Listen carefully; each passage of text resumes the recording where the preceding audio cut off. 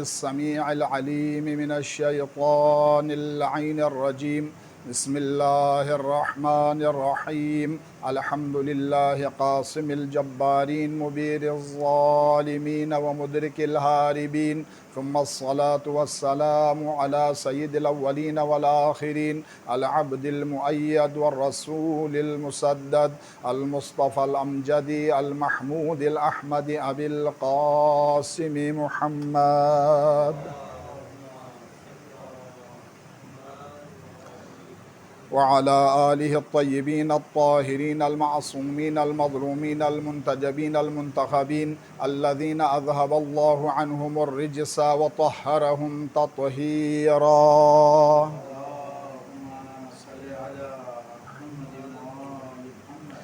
واللعنة الدائمة الأبدية على أعدائهم ومنكر فضائلهم وغاصب حقوقهم من يومنا إلى يوم الدين.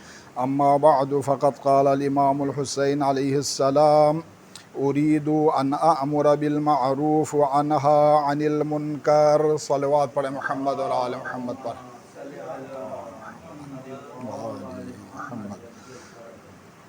عشرہ سجادیہ کی مجالس میں آپ حضرات مسلسل شرکت فرما رہے ہیں. سب کی شرکت اور حاضری کی قبولیت کے لیے، اس در کی نوکری اور غلامی کی قبولیت کے لیے، اپنی اپنی حاجات کے لیے، جتنے برادران جوان بزرگ بچے عزادار مختلف مقامات پر بیمار ہیں، سب کی شفا یابی کے لیے اور آپ کی صحت سلامتی کے لیے، ملت عاشورہ ملت مظلوم کے صفوں میں وحدت و اتحاد کے لیے ایک اور صلوات پڑھیں محمد اور آل محمد پر. اللہم صلی علی محمد آل محمد. برادران ایمانی، ہیئت ائمہ مساجد و علماء امامیہ پاکستان جو کراچی میں علماء کرام کا ایک بہت بڑا پلیٹ فارم ہے، 400-500 علماء کی رکنیت اور ممبرشپ کے ساتھ یہ پلیٹ فارم فعال ہے اور الحمدللہ اپنے اپنے انداز میں خدمت میں مصروف ہے. اس ہیئت کی طرف سے اس عشرہ سجادیہ کا ہر سال انتظام ہوتا ہے اور اس سال بھی شبیر بھائی، ہمارے قبلہ مظاہر بھائی اور دیگر آپ میں سے جن جن کی اس میں شرکت ہے، حاضری ہے اور تعاون ہے اور اس میں خدمات ہیں، سب کے حق میں دعا گو ہوں. انشاءاللہ اللہ تعالیٰ سب کی توفیقات میں اضافہ فرمائے. امام ششم کی ایک روایت آپ حضرات کے اذہان عالیہ کے لیے ہدیہ کرنا چاہوں گا. ایک صلوات پڑھیں محمد اور آل محمد پر. اللہم صلی علی محمد وآل محمد وعجل فرجہم. امام ششم روایت فرماتے ہیں کہ ایک شخص اللہ کے رسول کی خدمت میں آیا اور کہنے لگا: یا رسول اللہ، میں آپ سے ایک سوال کرنا چاہتا ہوں. اللہ کے رسول نے انہیں اجازت دی تو انہوں نے سوال کیا کیا؟ سوال یہ کیا کہ یا رسول اللہ، یہ بتائیے کہ اسلام میں سب سے افضل ترین چیز کون سی ہے؟ سب سے افضل چیز کون سی ہے؟ افضل عمل کون سا ہے؟ تو اللہ کے رسول نے فرمایا کہ اسلام میں سب سے افضل ترین عمل اور افضل ترین چیز اللہ پر ایمان لانا ہے. اللہ پر ایمان. اور ہم سب کو بھی الحمدللہ معلوم ہے، مزید ہمارے معلومات میں اضافہ ہونا چاہیے کہ ہمارے دین کی جو بنیاد ہے، اساس ہے، پلر ہے، وہ کیا ہے؟ عقیدہ توحید ہے. عقیدہ توحید جس پہ آپ کا ایمان ہے اور انشاءاللہ کامل اور مکمل ایمان ہے، یہ سب سے افضل ترین چیز ہے، سب سے افضل عمل ہے. جب فرش عزا پہ، مجلس عزا میں، چاہے وہ 5 مجالس ہوں، 3 روزہ مجالس ہوں، عشرہ مجالس ہوں یا ایک دن کی مجلس کی کسی کو توفیق ہو، تو ان مجلسوں کے انتظام کے ساتھ اور ان مجلسوں میں شرکت کے ساتھ ہمارا عقیدہ توحید میں اضافہ ہونا چاہیے. ہمارا عقیدہ توحید مزید پختہ اور مضبوط ہونا چاہیے. تو وہ عزاداری نہیں ہے کہ جو ہمارے عقیدہ توحید کو کمزور کرے، جو ہماری دین کی بنیادوں کو کمزور کرے. جس قدر عزاداری مظلوم کربلا میں شرکت ہو، اس قدر ہمارے عقیدہ توحید میں پختگی آتی جائے اور عقیدہ توحید مضبوط ہوتا چلا جائے تو آپ کہہ سکتے ہیں کہ سید الشہداء نے جس توحید کے لیے قربانی دی تھی، اس سید الشہداء کی قربانی کی یاد میں جو عزاداری منائی جاتی ہے، اس عزاداری نے سید الشہداء کے فلسفہ شہادت کو اور فلسفہ قربانی کو زندہ رکھا ہے، تازہ رکھا ہے، اور آپ اس مقصد سے بالکل قریب سے قریب تر ہوتے جا رہے ہیں، اور اس مقصد کو زندہ کرنے والوں میں بھی آپ شامل ہیں۔ صلوات پڑھیں محمد اور آل محمد پر۔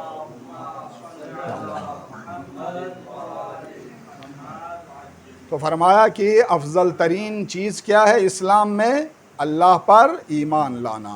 عقیدہ توحید سب سے افضل ترین عمل ہے، اور آپ کو اپنے اس عمل پہ واقعاً ناز ہونا چاہیے اور فخر ہونا چاہیے۔ جیسے ہمیں دعا جو سکھائی گئی ہے، اکثر مقامات پہ مسجدوں میں یہ دعا پڑھی جاتی ہے، دعائے حفظ ایمان، اس کی بنیادی جو جملہ ہے وہ کیا ہے؟ رضیت باللہ ربا، رضیت باللہ ربا۔ کیا ترجمہ ہے اس کا؟ سادہ اور سلیس ترجمہ یہ ہے کہ مجھے فخر ہے کہ اللہ میرا رب ہے۔ سب سے بنیادی جو افتخار جو ایک مومن کے لیے حاصل ہونا چاہیے، وہ افتخار کیا ہے؟ کہ ہم اللہ کی ربوبیت پر، اللہ کی وحدانیت پر عقیدہ رکھنے والوں اور ایمان رکھنے والوں میں سے ہے۔ وَبِمُحَمَّدٍ صلی اللہ علیہ وآلہ وسلم نبیّا، اور مجھے فخر ہے کہ محمد مصطفیٰ میرا نبی ہے۔ ہاں، وَبِالْإِسْلَامِ دِینًا، اور مجھے فخر ہے کہ اسلام میرا دین ہے۔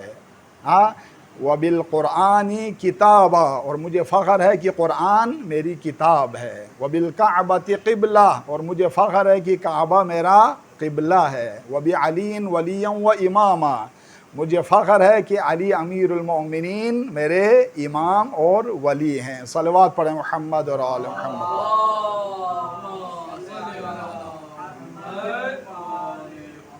تو ان تمام عقائد میں سے جو بنیادی عقیدہ ہے وہ عقیدہ توحید ہے۔ تو عزاداری ہماری ان بنیادی عقائد کو مضبوط کرنے کے لیے ہے، مزید ہمارے معلومات میں اضافے کے لیے ہے، ہمارے ان عقائد کو مشکوک کرنے کے لیے اور ان عقائد کو کمزور کرنے کے لیے نہیں ہے۔ اگر کسی فرش عزا پر، کسی ممبر سے، کسی مجلس میں ان مسلمہ عقائد کے خلاف اگر جانے انجانے اگر گفتگو ہو رہی ہو، ایک عزادار کی حیثیت سے ہمیں بیدار ہونا چاہیے، ہوشیار ہونا چاہیے، پتہ ہونا چاہیے کہ آیا ہمارے عقائد کے لیے ایک بہتر گفتگو ہو رہی ہے، ان عقائد کو پختہ کرنے کے لیے، مضبوط کرنے کے لیے، یا ان عقائد کو مشکوک اور مشتبہ بنانے کی گفتگو ہو رہی ہے۔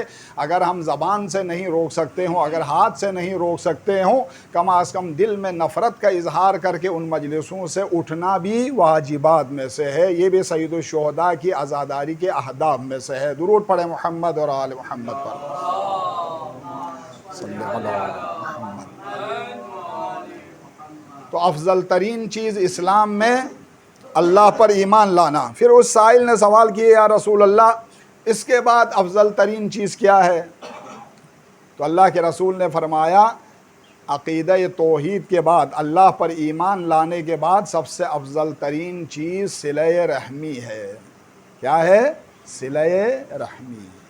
وہ صلہ رحمی کہ جسے آج کل اگر ہمارے معاشرے میں دیکھا جائے تو ہم سب شاید کم و بیش کے ساتھ اس جرم کے مرتکب ہوتے جا رہے ہیں کہ ہمیں پرواہ ہی نہیں ہے کہ صلہ رحمی کیا چیز ہے، ماں کا کیا مقام ہے، باپ کا کیا مقام ہے، بچوں کا کیا مقام ہے، بیوی کا کیا مقام ہے۔ اسلام میں ان مقدس رشتوں کا کتنا احترام ہے اور تقدس ہے، ان رشتوں کا کوئی پاس ہی نہیں ہے، کوئی لحاظ ہی نہیں ہے۔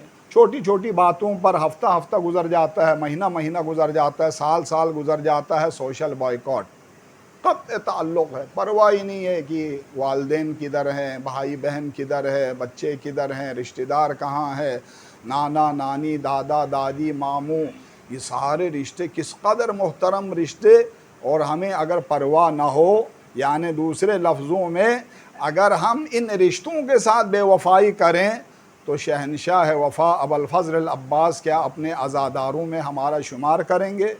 کیا کربلا میں اگر ہم جائیں تو کیا شہنشاہ وفا ہمارے ساتھ ایک زائر کی حیثیت سے، اپنے مہمان کی حیثیت سے کیا ہمارا استقبال کریں گے؟ جو اپنے ماں باپ کا بے وفا ہو وہ سید الشہداء کا، ابوالفضل کا وفادار نہیں ہو سکتا ہے۔ تو عزیزان گرامی، صلہ رحم بہت مقدس ہے، بہت محترم ہے۔ وہ رشتہ کہ جس رشتے کی نمائندگی کے لیے سید الشہداء نے جو ایک قلیل سا قافلہ اور لشکر تیار کیا، اس میں تمام رشتوں میں سے چن چن کے سید الشہداء نے نمائندگی لی ہے، اور ایک خوبصورت ایسا لشکر اور قافلہ تیار کیا ہے جس میں ہر رشتے کی اور ہر عمر کی نمائندگی موجود ہے۔ اس قافلے کے اندر باپ بھی موجود ہے، اس قافلے میں بچے بھی موجود ہیں، بیٹے بھی موجود ہیں، بیٹیاں بھی موجود ہیں، چچا بھی موجود ہے، تایا بھی موجود ہے، بھائی بھی موجود ہے، بہن بھی موجود ہے، دوست بھی موجود ہے، بانجے بھی موجود ہے، بھتیجے بھی موجود ہیں، دادا دادی بھی موجود ہے۔ ہر رشتے کی نمائندگی اس رشتے کے اندر موجود ہے۔ اور کربلا کے اندر کسی ایک بچے کے بارے میں تاریخ میں آپ کو ایک جملہ نہیں ملے گا کہ انہوں نے اپنے سے بزرگ، اپنے سے قریب تر کسی رشتے کے معاملے میں بے ادبی کی ہو، گستاخی کی ہو، ان کی نافرمانی کی ہو، یا ان کے رشتے کے تقدس کو پامال کیا ہو، نعوذ باللہ۔ یہ سیمپل ہے ہمارے لیے، اور ہم چھوٹی چھوٹی باتوں کی بنیاد پہ ایک دوسرے سے روٹھ جاتے ہیں، ناراض ہو جاتے ہیں کئی سال۔ ہاں، جب شعب ابی طالب کے سوشل بائیکاٹ کی جب بات آتی ہے، ممبر سے بات ہوتی ہے، تو ہمارے ہاں ماشاءاللہ نعرے لگتے ہیں، اور ہم ان تمام جتنے بھی کافر ہیں جنہوں نے سوشل بائیکاٹ کیا رسول اللہ کے ساتھ، ان پہ لعن طعن کرتے ہیں۔ لیکن ہم خود اگر سوشل بائیکاٹ کریں اپنے مقدس رشتوں کے ساتھ کئی عرصے کے لیے، تو کوئی پرواہ ہی نہیں ہے۔ تو جس طرح وہ اتنا بڑا جرم ہے، اسی طرح ہمارا یہ فعل اگر اللہ نہ کرے ہم میں سے کوئی اگر مرتکب ہو تو یہ بھی بہت بڑا جرم ہے۔ تو اللہ کے رسول نے فرمایا، اللہ پر ایمان لانے کے بعد اسلام میں سب سے افضل ترین چیز کیا ہے؟ صلہ رحمی ہے۔ انسان ہے، سہو خطا ہو جاتی ہے، ہم میں سے ہر ایک اصلاح کے محتاج ہیں، نیاز مند ہیں، کوئی بھی ہدایت، رہنمائی اور اصلاح سے بے نیاز نہیں ہے۔ تو لہٰذا فرش اعضاء سے انسان کو اپنے آپ سے عہد کر کے اٹھنا چاہیے کہ کہیں میں اپنے والدین کی نافرمانی تو نہیں کر رہا ہوں، بیوی بچوں کے حقوق سے میں بالکل بے خبر تو نہیں ہوں، ہاں میں اپنے حقوق صلہ رحمی کے معاملے میں لاپرواہ تو نہیں ہوں، مجھ سے غلطیاں تو نہیں ہو رہی، اصلاح کرنی چاہیے۔ ایک چھوٹی سی ایک میٹھے بولنے سے سامنے والا راضی ہو جاتا ہے۔ اور عرض کروں کہ صلہ رحمی کے سلسلے میں پہل کرنے کا کتنا ثواب ہے۔ سرکار دو عالم نے فرمایا، جو شخص صدق دل سے، اپنے ہاتھ اور زبان سے، جان اور مال سے اپنے روٹھے ہوئے کسی عزیز کو منانے میں پہل کرے گا، اللہ عز و جل اسے 100 غلام آزاد کرنے کا ثواب عطا کرے گا، 100 شہیدوں کا درجہ اور مقام اسے عطا کرے گا، 40,000 نیکیاں اس کے نامہ اعمال میں لکھوائے گا، 40,000 گناہ مٹا دے گا، 40,000 درجہ اللہ کی بارگاہ کی طرف اس کا اور بلند کرے گا۔ صلوات پڑھیں محمد اور آل محمد پر۔ پھر اس سائل نے سوال کیا، یا رسول اللہ پر ایمان لانے کے بعد اور صلہ رحمی کے بعد سب سے افضل عمل کون سا ہے؟ تو آپ نے فرمایا، اللہ پر ایمان لانے کے بعد اور صلہ رحمی کے بعد سب سے جو افضل عمل ہے وہ امر بالمعروف اور نہی از منکر کرنا ہے۔ کیا فرمایا؟ امر بالمعروف اور نہی از منکر کرنا۔ کون سا امر بالمعروف؟ وہ امر بالمعروف و نہی از منکر کہ جس کے بارے میں سید الشہداء نے فرمایا کہ ارید ان امر بالمعروف و انہا عن المنکر، کہ میں اگر اس مدینے سے خروج کر رہا ہوں، مدینے کو ترک کر رہا ہوں، نانا کے روضے سے جدا ہو رہا ہوں، ماں زہرا کی تربت سے میں اگر خدا حافظی کر کے یہاں سے نکل رہا ہوں، اتنا بڑا قیام اور اتنا بڑا سفر اختیار کر رہا ہوں، اتنا بڑا اقدام اور جہاد کے لیے نکل رہا ہوں، تو اس کا صرف اور صرف مقصد کیا ہے؟ میں اپنے نانا کی امت کی اصلاح کرنا چاہتا ہوں، امر بالمعروف کے ذریعے اور نہی عن المنکر کے ذریعے سے۔ کون سا امر بالمعروف؟ کون سا نہی از منکر؟ وہ امر بالمعروف وہ نہی از منکر جو آپ کے پورے دین کے لیے اور ایمان کے لیے باؤنڈری وال ہے۔ کیا ہے؟ باؤنڈری وال ہے۔ اگر امر بالمعروف کا نظام باقی ہے، نہی از منکر کا سسٹم باقی ہے، تو ایمان باقی ہے، دین باقی ہے، اس معاشرے کے اندر بیداری، غیرت، شعور، دین اور توحید باقی ہے۔ لیکن اگر اس چار دیواری کو اگر توڑ دیا جائے، اس باؤنڈری وال کو اگر تہس نہس کر دیا جائے، امر بالمعروف نہی از منکر کے نظام کو ہر گھر، ہر گلی، ہر بلڈنگ، ہر محلہ، ہر کوچہ، ہر علاقہ، ہر شہر سے اگر یہ ختم کر دیا جائے تو وہاں پہ دین بھی ساتھ ساتھ ختم ہوتا چلا جائے گا۔ نسلیں محفوظ نہیں ہوں گی، ایمان محفوظ نہیں ہوگا، وہاں ناموس محفوظ نہیں ہوں گی، وہاں رشتوں کا احترام باقی نہیں رہے گا، وہاں حلال اور حرام کی تمیز باقی نہیں رہے گی، وہاں سچ اور جھوٹ میں امتیاز باقی نہیں رہے گا۔ تو امر بالمعروف نہی از منکر تمام انبیاء کی سیرت اور سنت ہے، اور جس طرح نماز واجب، روزہ واجب، حج واجب، زکوٰۃ واجب، خمس واجب، اسی طرح امر بالمعروف اور نہی از منکر بھی فروع دین کی فہرست میں ہے۔ نماز ہی کی طرح یہ بھی کیا ہے؟ سب پر واجب ہے۔ تو امر بالمعروف کو باؤنڈری وال کی حیثیت حاصل ہے۔ وہ امر بالمعروف کہ جس کے بارے میں ایک مرتبہ اس روایت کے راوی بھی امام ششم ہے، ایک مرتبہ اللہ کے رسول آپ دیدہ ہو گئے، اصحاب بیٹھے تھے، اچانک آپ دیدہ ہو گئے، آپ کی آنکھوں سے ابر باران کی طرح آنسو رواں۔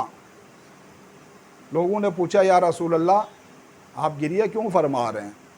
تو اللہ کے رسول نے فرمایا میں اس وقت کو یاد کر کے گریہ کر رہا ہوں کہ اس وقت تمہارا کیا عالم ہوگا جب تمہاری عورتیں بری ہوں گی، تمہارے نوجوان فاسق ہوں گے، تم امر بالمعروف اور نہی از منکر نہیں کرو گے۔ ایک صحابی نے حیرت زدہ ہو کر سوال کیا یا رسول اللہ کیا ایسا بھی ہوگا؟ تو آپ نے فرمایا اس سے بھی بدتر ہوگا۔ اس وقت تمہارا کیا عالم ہوگا کہ تم امر بالمعروف کی جگہ نہی از منکر کی جگہ تبدیل کرو گے، معروف کی جگہ منکر کا حکم دو گے اور منکر کی جگہ معروف سے نہیں کرو گے، یعنی منکرات کا امر کرو گے، اور معروف جو نیک کام ہیں ان سے اپنی نسلوں کو، اپنے بچوں کو، اپنے لوگوں کو روکو گے۔ کسی نے حیرانی کے ساتھ پوچھا کیا یا رسول اللہ کیا ایسا بھی ہوگا؟ تو آپ نے دیدہ ہو کر فرمایا بلکہ اس سے بھی برا ہوگا، اس سے بھی بدتر ہوگا۔ اس وقت تمہارا کیا عالم ہوگا کہ جب تمہاری نظر میں معروف منکر بن جائے گا اور منکر معروف بن جائے گا، یعنی حلال حرام کی جگہ لے گا اور حرام حلال کی جگہ لے گا۔ آج آپ اگر اپنے معاشرے کے اندر دیکھیں تو ہمارے ہاں کتنے منکرات معروف بن چکے ہیں اور کتنے معروف منکرات میں تبدیل ہو چکے ہیں، کتنے واجبات ایسے ہیں جن کو ہم مستحب کی حیثیت بھی نہیں دیتے، اور کتنے رسومات اور کتنے ایسے مستحبات ہیں جن کو ہم واجب سے بھی زیادہ اہمیت اور درجہ دے دیتے ہیں۔ یہ وہ غم ہے کہ اس غم کو یاد کر کے 1400 سال پہلے رسول اللہ گریہ فرما رہے ہیں۔ یہ وہ غم ہے کہ جس غم کو یاد کر کے امیر المومنین گریہ کرتے ہیں۔ یہ وہ غم ہے امت کی یہ حالت کہ اس حالت کو یاد کر کے زہرا مرضیہ گریہ فرماتی ہیں۔ یہ وہ غم ہے کہ جس غم کی وجہ سے امام حسن سبز قبا گریہ فرماتے ہیں۔ یہ وہ غم ہے کہ جس غم کو یاد کر کے سید الشہداء مدینہ جیسے اپنے نانا کے اس عظیم شہر جس کی ایک ایک گلی سے سید الشہداء مانوس ہے، اس وطن کو ترک کر کے کربلا کے لیے سفر اختیار کرتے ہیں۔ یہ وہ غم ہے کہ جس غم کو یاد کر کے سید الساجدین گریہ فرماتے ہیں۔ سید الساجدین نے اگر 35 سے 40 سال اگر گریہ میں گزارا ہے تو صرف سید الشہداء اور اپنے عزیز اقارب اور کنبے کی جدائی اور ان کی مظلومانہ شہادت پہ گریہ نہیں ہے، امت کی اس قسم پرسی اور اس حالت پر بھی سید سجاد کا 40 سالہ گریہ ہے کہ 1,23,000 انبیاء نے امت کو جس پٹری پہ ڈالا تھا، جو راستہ دکھایا تھا، جو قربانیاں پیش کر کے جو دین ان کو دیا تھا، وہ دین کس عالم میں ہے؟ ان کی قربانیوں کا جو ثمرہ ہے، نتیجہ ہے، وہ کن کے ہاتھوں میں ہے؟ اس کی باغ ڈور اس کی رسی کن کے ہاتھ میں ہے؟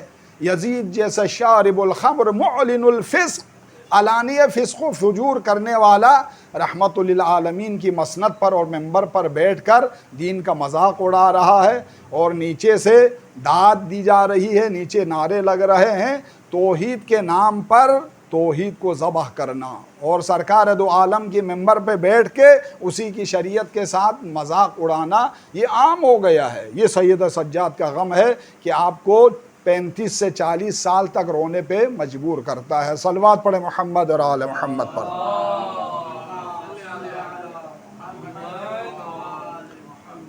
پھر اس سائل نے انہی سوالات کو الٹ کر کے پوچھنا شروع کیا کہ یا رسول اللہ یہ بتائیے کہ اللہ کی نظر میں، اللہ کی نگاہ میں، اللہ کے نزدیک سب سے بری چیز کون سی ہے؟ ناپسندیدہ ترین چیز کون سی ہے؟ تو اللہ کے رسول نے فرمایا اللہ کی نظر میں، نگاہ میں سب سے ناپسندیدہ ترین چیز شرک ہے۔ کیا ہے؟ شرک۔ قرآن کا اعلان ہے کہ اللہ ہر گناہ معاف کرے گا لیکن شرک کو معاف نہیں کرے گا، شرک چاہے چھوٹا ہو یا بڑا ہو۔ اسی لیے میں نے پہلے عرض کیا کہ ہم سب کو متوجہ ہونا چاہیے کہ وہ عزاداری نہیں ہے کہ جو ہمیں شرک کی طرف لے جائے، توحید کی بجائے ہمیں شرک کی طرف لے جائے۔ اگر نام عزاداری رکھیں تو وہ عزاداری نہیں ہے، ہمیں ہوشیار ہونا چاہیے۔ وسیلہ اور ہے لیکن اللہ کی ذات کی جو کبریائی ہے، بزرگی ہے، بالائی ہے، بلندی ہے، کبریائی ہے، اس کی قدوسیت، اس کی خالقیت، اس کی رزاقیت، اس کے اوصاف و کمالات واحد ہیں اور مختص ہیں صرف اور صرف ذات باری تعالیٰ کے ساتھ۔ باقی سب اللہ کی مخلوق ہیں۔ ہاں، نبی کو نبی بنانے والا کون ہے؟ اللہ ہے۔ علی کو علی بنانے والا کون ہے؟ اللہ ہے۔ زہرا کو زہرا بنانے والا کون ہے؟ اللہ ہے۔ حسن سبز قبا کو اس مقام اور رتبہ امامت و ولایت کے ساتھ سرفراز کر کے جوانان جنت کے سردار بنانے والا کون ہے؟ اللہ ہے۔ سید الشہداء کو اس عظیم قربانی کے لیے منتخب کرنے والا اور اس مقام شہادت سے سرفراز کرنے والا اور صبح قیامت تک اپنے دین کے محافظ بنانے والا کون ہے؟ اللہ ہے۔ ہاں، تو اماموں کو امامت سے نوازنے والا، طہارت سے نوازنے والا، عصمت سے نوازنے والا، ولایت سے نوازنے والا، تمام انبیاء کو نبوت اور رسالت سے نوازنے والا کون ہے؟ اللہ ہے۔ اللہ ہے۔ تو اللہ کی ذات لا شریک ہے، وہ اپنی ذات میں بھی لا شریک ہے، وہ اپنی صفات میں بھی لا شریک ہے، وہ اپنے افعال میں بھی لا شریک ہے، اس کو شرک سخت ناپسند ہے۔ تو لہٰذا کیا فرمایا کہ اللہ کی نظر میں سب سے ناگوار ناپسندیدہ چیز شرک ہے۔ ہم بھی 3 روزہ حیات میں صحیح موحد بن کر اگر ہم زندگی گزارنے میں کامیاب ہو جائیں تو یہ جو ہستیاں ہیں، جن ہستیوں کے ذکر کے صدقے ہم اپنے ایمان کو تازہ کرتے ہیں، یہ ہستیاں روز جزا ہمارے شفاعت کرنے والوں میں شمار ہوں گی اور ہم ان کے لشکر میں اور قافلے کے ساتھ جام کوثر پیتے ہوئے جنت میں داخل ہوں گے۔ لیکن اگر ہم شرک میں مبتلا ہو گئے، ہمیں پتہ ہی نہ ہو کہ توحید کیا ہے اور شرک کیا ہے، خلط ملط والی زندگی اگر ہم گزارتے رہیں تو یہ لمحہ فکریہ ہوگا، ہمارے لیے خسرت دنیا والآخرہ والی بات ہوگی۔ پھر اس سائل نے جب سوال کیا یا رسول اللہ، اللہ کی نظر میں شرک کے بعد سب سے ناپسندیدہ چیز کون سی ہے؟ تو کہا قطع رحمی۔ کیا ہے؟ قطع رحمی، کہ جس کی طرف میں پہلے اشارہ دے چکا کہ قطع رحمی اللہ کو سخت ناپسند ہے، سخت ناپسند ہے۔ جو اپنی ماں کا نہ ہو وہ حسین کی مادر گرامی کے لیے وفادار کیسے ہوگا؟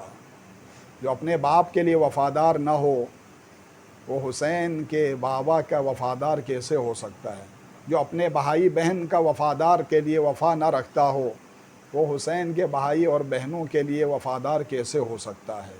تو لہٰذا قطع رحمی بہت بڑا گناہ ہے، اس گناہ سے بھی ہمیں ڈرنا چاہیے۔ شرک جتنا بڑا گناہ ہے اسی طرح قطع رحمی بھی بہت بڑا گناہ ہے۔ لہٰذا ہر گھر کے اندر آج کل المیہ ہے، ہر گلی ہر بلڈنگ میں کئی مہینے گزر جاتے ہیں، ہمیں اپنے عزیزوں کی خبر ہی نہیں ہوتی۔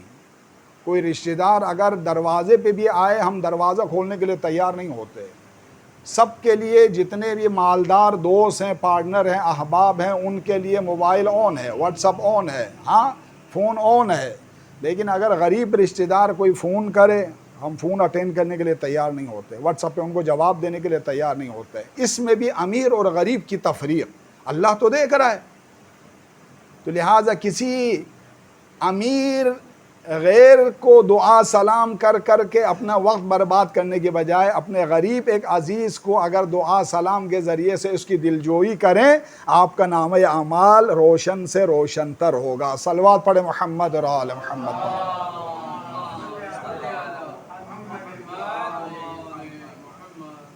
اور پھر اس سائل نے جب سوال کیا کہ اللہ کی نظر میں شرک کے بعد اور قطع رحمی کے بعد سب سے ناپسندیدہ اور بری چیز کیا ہے؟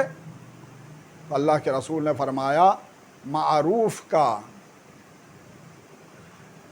نہیں کرنا اور منکر کا امر کرنا۔ کہ کتنے ایسے لوگ آج کل معاشرے میں آ گئے ہیں کہ نیکیوں کی بات آتی ہے تو بالکل اس کو سبک سمجھتے ہیں، ہلکا سمجھتے ہیں، لیکن جب برائیوں کی بات آتی ہے تو تشویق و ترغیب دلانے کے انداز میں ماشاءاللہ اتنا کمال کر دیا، ہاں یہ تو ہونا چاہیے تھا، تو نے صحیح کر دیا، اس بندے کی پٹائی کر کے، اس کے ساتھ تجاوز کر کے، اس کے ساتھ لوٹ مار کر کے، اس کے ساتھ یہ کر کے، دھوکہ کر کے، یعنی ان چیزوں کی تشویق و ترغیب کے انداز میں ہم اکساتے ہیں کہ برائی کرو اور نیکیوں کو ترک کرو۔ یہ اللہ کو سخت ناپسند ہے اور سخت ناگوار ہے۔ ایک صلوات پڑھیں محمد اور آل محمد پر۔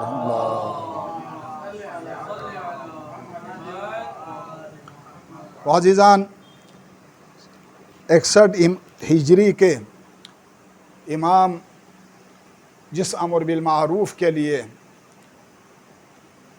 تڑپتے رہے، گریہ کرتے رہے اور اپنا سب کچھ قربان کر کے دین کو صبح قیامت تک کے لیے زندہ جاوید کر گئے، آج جو حسین وقت پردہ غیب میں ہے اس کا غم بھی یہی ہے، اس کا غم بھی یہی ہے۔ امام زمانہ تمام انبیاء کے غموں کا وارث ہے، تمام ائمہ کے غم کے وارث ہیں کہ دین کے ساتھ جب مذاق ہوتا ہے، دین کے اصول جب پامال ہوتے ہیں، 1,24,000 انبیاء نے، پنجتن پاک نے اپنی قربانیوں کے ذریعے سے جو دین ہم تک پہنچایا ہے، اس دین پر جب عمل نہیں ہو رہا ہوتا تو امام زمانہ بھی پردہ غیب میں گریہ فرماتے ہیں۔ سید سجاد بھی 35 سے 40 برس گریہ فرماتے ہیں۔ سب سے زیادہ گریہ کرنے والوں میں میرے اور آپ کے چوتھے امام زین العابدین کا نام تاریخ کے اندر موجود ہے۔ علماء کہتے ہیں کہ 35 سے 40 برس آپ گریہ کرتے رہے، اور جب کبھی امام سے سوال کیا جاتا تھا مولا کربلا سے کوفہ، کوفہ سے شام، اور شام سے رہائی پا کر کربلا اور پھر واپس مدینہ تلک کے اس طویل سفر میں مولا سب سے زیادہ آپ پہ ظلم کہاں ہوا، سب سے زیادہ آپ کو تکلیف کہاں پہنچی؟ بے ساختہ فرماتے تھے الشام الشام الشام، یہاں تک کہ مدینے کے قصائیوں نے بھی گواہی دی۔ جب کبھی میرے مولا سجاد کا قصائیوں کی بازار سے گزر ہوتا تھا، قصائی اپنی دکانوں پہ پردے ڈال لیا کرتے تھے، اس لیے کہ اگر کوئی دکان کھلی ہوتی مولا سجاد کی نظر کسی ذبح شدہ جانور پر پڑتی، آگے بڑھ کر پہلا سوال یہ کرتے تھے اے قصائی اتنا بتا کہ اس جانور کو پانی پلا کے ذبح کیا تھا یا پیاسا ذبح کیا تھا؟ وہ قصائی آگے سے جواب دیتا فرزند رسول الحمدللہ مسلمان ہوں، ہر جانور کو پہلے پانی پلاتا ہوں پھر ذبح کرتا ہوں۔ یہ سن کر کربلا کا رخ کرتے تھے، فرماتے تھے السلام علیک یا ابا عبداللہ۔ بابا مدینے کی خبر یہ ہے یہاں جانور بھی پیاسے ذبح نہیں ہوتے۔ ہائے میرا مظلوم بابا، 3 دن کی بھوکی پیاسی گردن پر قاتل کا خنجر۔ اجرکم علی اللہ، اجرکم علی اللہ، الا لعنت اللہ علی القوم الظالمین، وسيعلم الذين ظلموا أي منقلب ينقلبون۔ السلام على الحسين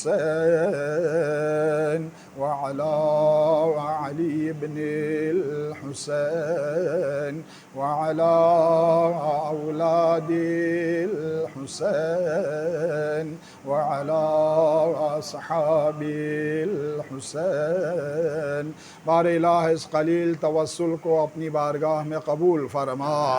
اس ذکر محمد اور آل محمد کے صدقے ہم سب کی عاقبت اور انجام کو بخیر فرما۔ اس ذکر کے صدقے ہم سب کے صغیرہ کبیرہ گناہوں کو معاف فرما۔ بار الہ دین مبین اسلام کے مطابق ہم سب کو زندگی بسر کرنے کی توفیق عنایت فرما۔ اسلام کی جو بھی تعلیمات احکامات ہم سمجھ چکے ہیں، سیکھ چکے ہیں، اس پر عمل کرنے کی توفیق عنایت فرما۔ جتنا حصہ سمجھنا باقی ہے ہمیں مرنے سے پہلے پہلے ان تمام تعلیمات احکامات کو سمجھنے کی توفیق عنایت فرما۔ ہمارے والدین، آبا و اجداد، اہل و عیال، بھائی بہنوں، بیوی بچوں، تمام رشتہ داروں کے گناہوں کو معاف فرما۔ بار الہ تمام حاضرین کی شرعی و دلی مرادوں کو، حاجتوں کو پورا فرما۔ سب کی توفیقات خیر میں اضافہ فرما۔